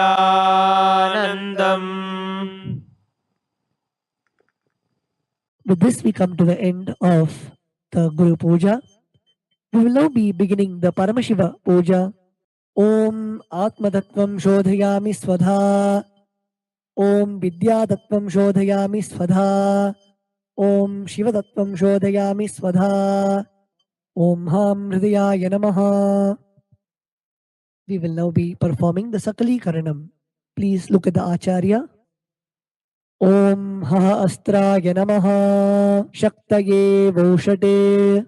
Om Ham Shivasanaya Namaha. Om Ham Shivamurtaye Namaha. Om Ham Satyojatamurtaye Namaha. Om Him Vamadeva Guhyaya Namaha. Om Hum Agora Hridayaya Namaha. Om Him Tatpurushavaktraya Namaha. Om Hum Ishanamurdhaya Namaha. Om Ham Hum Vidyadehaya Namaha. Om Hum Netrebhyo Namaha. Om Ham Hum Shivaya Namaha. Om Ham Hridayaya Namaha. Om Him Shirase Namaha. Om Hum Shikhaye Namaha. Om Haim Kavachaya Hum. Om Ha Astraya Namaha. Om Haim Kavachaya Hum. Om Ham Shivaya Voshate. Om Ham Hum Shivaya Namaha. Om Ham Shivasanaya Namaha. Om Ham Shivamurtaye Namaha. Om Ham Satyojatamurtaye Namaha. Om Him Vamadev Guhyaya Namaha. Om Hum Agora Hridayaya Namaha. Om Him Tatpurushavaktraya Namaha. Om Hum Ishanamurdhaya Namaha. Om Ham Hum Vidyadehaya Namaha. Om Hum Netrebhyo Namaha. Om Ham Hum Shivaya Namaha. Om Ham Hridayaya Namaha. Om Him Shirase Swaha. Om Hum Shikayai Voshate. Om Haim Kavachaya Hum. Om Ha Astraya Phate. Om Ha Astraya Hum Pate. Om Ha Astraya Phate. Om Ham Shivaya Voshate. Om Om Om Om Om Om Om. Om Ha Astraya Phate. Om Haim Kavachaya Hum. Om Ham Shivaya Doshate. Om Ham Shivasanaya Namaha. Lalate Tripundri Nitila Krita Kasturi Tilakaha. Spuranmaladhara Spuritakatikaupi Navasanaha. Dadhano Dustaram Shirasi Panirajam Shashikalam. Pradipash Sarvesham Arunagiri Yogi Vijayate.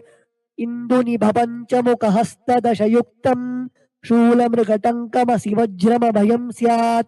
Pashavaradankusha Manijwala Navame. Shvedakamalasana Sadashiva Swarupam. Om Ham Shivamurtaye Namaha. Om Ham Hum Shivaya Namaha. Shri Nithyanandeshwari Parashakti Sameta Shri Nithyanandeshwara Paramashivaya Namaha. Dhyayami Avahayami. Om Ham Shivaya Namaha. Iti Avahana Mudram Pradarshya. Sthapana Sannidhana Nishtura Mudram Pradarshya. Astraya Hum Phat Iti Kalakanthi Mudram Pradarshya. Om Ham Shivaya Namaha. Iti Linga Mudram. Namaskara Mudram. Om Haim Kavachaya Hum. इति अवकुण्ठनमुद्रां च प्रदर्श्य ॐ हां हौं शिवाय नमः श्री नित्यानन्देश्वरी पराशक्ति समेत श्री नित्यानन्देश्वर परमशिवाय नमः आसनं समर्पयामि. Now please take an udharani of the water and show it to the bottom of the Shivalinga and offer it in the Padya Patram along with the mantra Om Ham Shivaya Namaha Om Ham Shivaya Svadha Om Ham Shivaya Svaha. Shri Nithyanandeshwari Parashakti Sameta Shri Nithyanandeshwara Paramashivaya Namaha Padyachamaryam Dattva Om Ham Hom Shivaya Namaha Shri Nithyanandeshwari Parashakti Sameta Shri Nithyanandeshwara Paramashivaya Namaha Snanam Samarpayami. Om Ham Shivaya Svadha Snananantramachamanan Samarpayami. Om Ham Hom Shivaya Namaha Shri Nithyanandeshwari Parashakti Sameta Shri Nithyanandeshwara Paramashivaya Namaha वस्त्रयज्ञोपवीत उत्तरी आभरणार्थमक्षतान् समर्पयामि. ॐ हां हौं शिवाय नमः श्री नित्यानन्देश्वरी पराशक्ति समेत श्री नित्यानन्देश्वर परमशिवाय नमः. गन्धान् धारयामि. गन्धस्योपरि हरिद्रा कुङ्कुमं समर्पयामि. ॐ भवाय देहाय नमः भवस्य देवस्य पत्न्यै नमः. ॐ शर्वाय देवाय नमः. ॐ शर्वस्य देवस्य पत्न्यै नमः. ॐ ईशानाय देवाय नमः. ॐ ईशानस्य देवस्य पत्न्यै नमः. ॐ अशुभदे देवाय नमः. ॐ अशुभदे देवस्य पत्न्यै नमः. ॐ रुद्राय देवाय नमः. ॐ रुद्रस्य देवस्य पत्न्यै नमः. ॐ उग्राय देवाय नमः. ॐ उग्रस्य देवस्य पत्न्यै नमः. ॐ भीमाय देवाय नमः. ॐ भीमस्य देवस्य पत्न्यै नमः. ॐ महतेर्देवाय नमः. ॐ महतोर्देवस्य पत्न्यै नमः. ॐ हां हौं शिवाय नमः श्री नित्यानन्देश्वरी पराशक्ति समेत श्री नित्यानन्देश्वर परमशिवाय नमः. अष्टपुष्पपूजां समर्पयामि. ॐ हां हौं शिवाय नमः श्री नित्यानन्देश्वरी पराशक्ति समेत श्री नित्यानन्देश्वर परमशिवाय नमः. बिल्वपत्रं समर्पयामि. Next is the offering of the dhupa.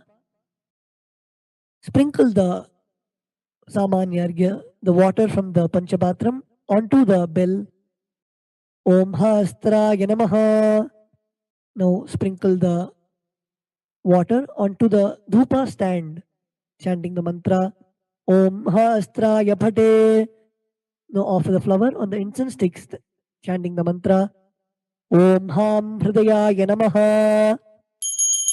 Om Ham Hom Shivaya Namaha Shri Nithyanandeshwari Parashakti Sameta Shri Nithyanandeshwara Paramashivaya Namaha. Dhupam Aghrapayami. Om Ham Shivaya Svadha. Om Hastraya Pate. Om Ham Hridayaya Namaha. Om Ham Hom Shivaya Namaha Shri Nithyanandeshwari Parashakti Sameta Shri Nithyanandeshwara Paramashivaya Namaha. Deepam Darshayami. Om Ham Shivaya Svadha. Om Hastraya Pate. Om Ham Hridayaya Namaha. Om Ham Hom Shivaya Namaha Shri Nithyanandeshwari Parashakti Sameta Shri Nithyanandeshwara Paramashivaya Namaha. Naivedyam Nivedayami. Om Ham Shivaya Svadha. Om Ham Hom Shivaya Namaha Shri Nithyanandeshwari Parashakti Sameta Shri Nithyanandeshwara Paramashivaya Namaha. Tambulam Samarpayami. Om Hastraya Pate. Om Ham Hridayaya Namaha. Now please take the arati plate in your hands and wave it towards the Shivalinga along with the mantra, and please ring the bell as you do so. Om Ham Hom Shivaya Namaha Shri Nithyanandeshwari Parashakti Sameta Shri Nithyanandeshwara Paramashivaya Namaha. Karpura Neerajanam Sandarishayami. Om Ham Shivaya Svadha. The next offering is Pushpanjali. ओम हां होम शिवाय नमः। श्री नित्यानंदेश्वरी पराशक्ति समेत श्री नित्यानंदेश्वर परमशिवाय नमः। पुष्पांजलिं समर्पयामि. The next offering is the Moola Mantra Japam. The chanting of the Moola Mantra. Please close your eyes. Chant the Moola Mantra given by Swamiji 11 times.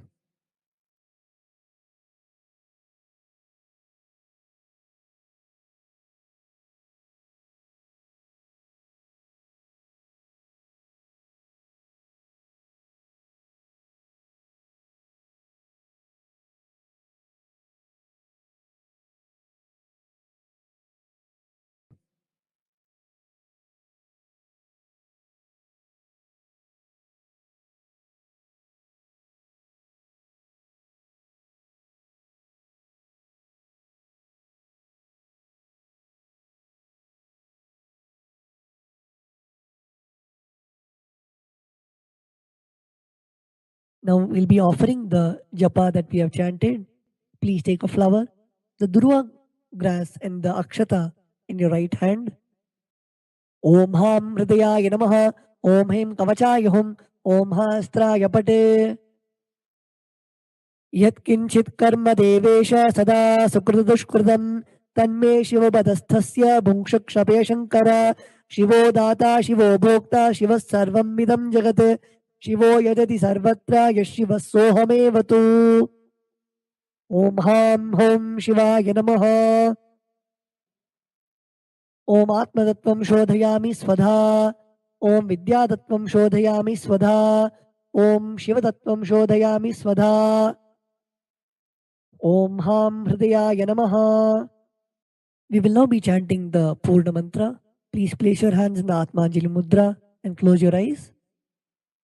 Om Purnamadah Purnamidam Purnat Purnamudachyate Purnasya Purnamataya Purnamevavashishyate. Om Shanti Shanti Shanti. Hari Om Tat Sat. Sarvam Bhagavat Shri Nithyananda Paramashiva Padukarpanamastu. Om Nithyanandam.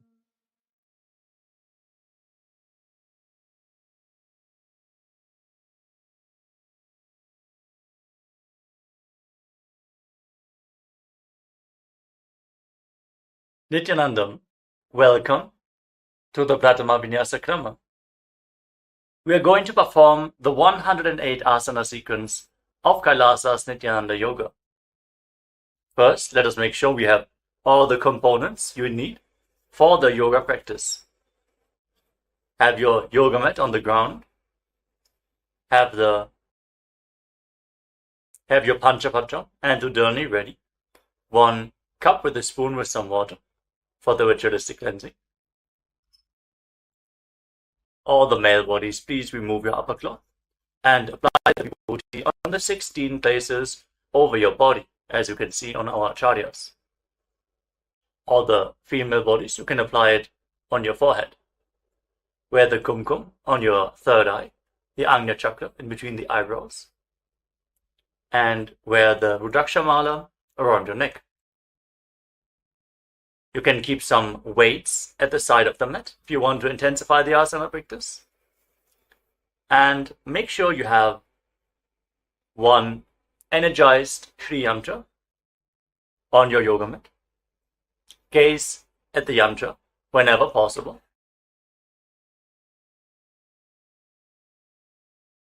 To mirror the macrocosmic energies into your microcosmos. Let us all now settle down into a comfortable cross-legged position with your head, neck and spine in a straight line. Close your eyes, take a deep breath. Visualize Swamiji in your inner space as you bring your hands into Namaskara Mudra in front of your heart center as we open this session with the Satguru Vandanam.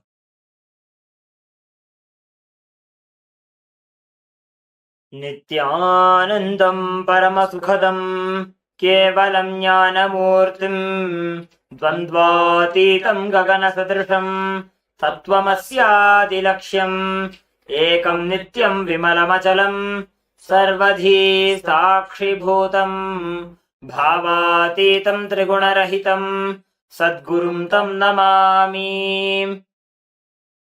Next, we're going to chant the Shiva Mula mantra. Om Ham Haum Shivaya Namaha 11 times, invoking Paramashiva's presence for this ritual of Nithyananda Yoga. Please follow along internally. Om Ham Haum Shivaya Namaha. Om Ham Haum Shivaya Namaha. Om Ham Haum Shivaya Namaha. Om Ham Haum Shivaya Namaha. Om Ham Haum Shivaya Namaha. Om Ham Haum Shivaya Namaha. Om Ham Haum Shivaya Namaha. Om Ham Haum Shivaya Namaha.